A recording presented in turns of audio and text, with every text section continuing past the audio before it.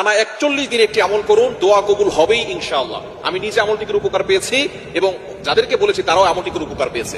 অনেকে আমাদের কাছে ফোন দিয়ে বলে, হুজুর আমি আমলটা করে উপকার পেয়েছি। সুতরাং আপনি আমলটা করতে পারেন। শেখ আহমদ সরহিন্দি রহমতুল্লাহ আলাইহি তিনি অনেক জেল খেটেছেন, অনেক নির্যাতন সহ্য করেছেন, তিনি আমলটি করে উপকার পেয়েছেন। তিনি নিজে আমলটির কথা বলেছেন এবং যে আমলটির কথা বলবো সেই আমলটির ব্যাপারে নবী সাল্লাল্লাহু আলাইহি ওয়াসাল্লাম নিজে বলে দিয়েছেন এটা হচ্ছে জান্নাতের গুপ্তধন। এটা করে আল্লাহর কাছে দোয়া করলে আল্লাহ তাআলা সেই দোয়াটা কবুল করেন। অনেকে আছেন বলেন, হুজুর দোয়া করছি দোয়া কবুল হচ্ছে না, সন্তান কথা শুনে না, স্বামী কথা শুনে না। অনেকে বলে হুজুর স্ত্রী কথা শুনে না, অনেকের ভিসা হচ্ছে না, অনেকের টেনশনে পড়ে গেছেন, অনেকের বিয়ে হচ্ছে না, বিভিন্ন দুশ্চিন্তা, ঋণের বোঝা, অভাব, সব কিছুর জন্য আপনি একটা আমল করতে পারেন। প্রতিদিন এশার নামাজের পরে একটি আমল করবেন। আমলটি কিভাবে করবেন? আপনি এশার নামাজ পড়বেন, 5 ওয়াক্ত নামাজ অবশ্যই পড়বেন এবং ইয়াকিনের সাথে আমল করবেন।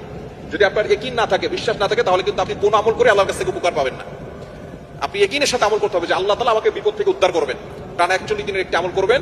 মা বোনরা যেহেতু আল্লাহ প্রদত্ত অসুস্থতার সময় আসে, এই জন্য টানা 41 দিন যদি করতে না পারেন, মাঝে অসুস্থ হন, আপনি যে কদিন অসুস্থ থাকবেন গুনে রাখবেন, তারপরে থেকে আবার করা শুরু করবেন। তো অবশ্যই 41 দিনের আগে আপনি ভালো ফলাফল পাবেন ইনশাআল্লাহ। এশারের নামাজের পরে আমলটি করবেন। প্রথমে 100 বার একটি দুরূদ শরীফ পড়তে হবে, আল্লাহুম্মা সাল্লি আলা সাইয়্যিদিনা মুহাম্মাদ। এই ছোট্ট দুরূদটি 100 বার পড়বেন। এরপর পড়বেন লা হাওলা ওয়ালা কুওয়াতা ইল্লা বিল্লাহ, এতটুকু 499 বার। এই লা হাওলা ওয়ালা কুওয়াতা ইল্লা বিল্লাহ এটা পারেন এমন কোনো মানুষ এখন মুসলমান নাই। মুসলমান যারা লা হাওলা ওয়ালা কুওয়াতা ইল্লা বিল্লাহ সকলেই জানে। আর লা হাওলা ওয়ালা কুওয়াতা ইল্লা বিল্লাহর ফজিলত অনেক বেশি। আবু দাউদ শরীফের হাদিস, তিরমিজি শরীফের হাদিস, মুসলিম, বুখারী যত ধরনের কিতাব আছে, সিয়াসিত্তার সমস্ত হাদিসের কিতাবের ভিতরে হাদিস এসেছে যে এটা হচ্ছে জান্নাতের ভান্ডার। এটা পড়ে দোয়া করলে আল্লাহ তাআলা সেই দোয়া কবুল করেন।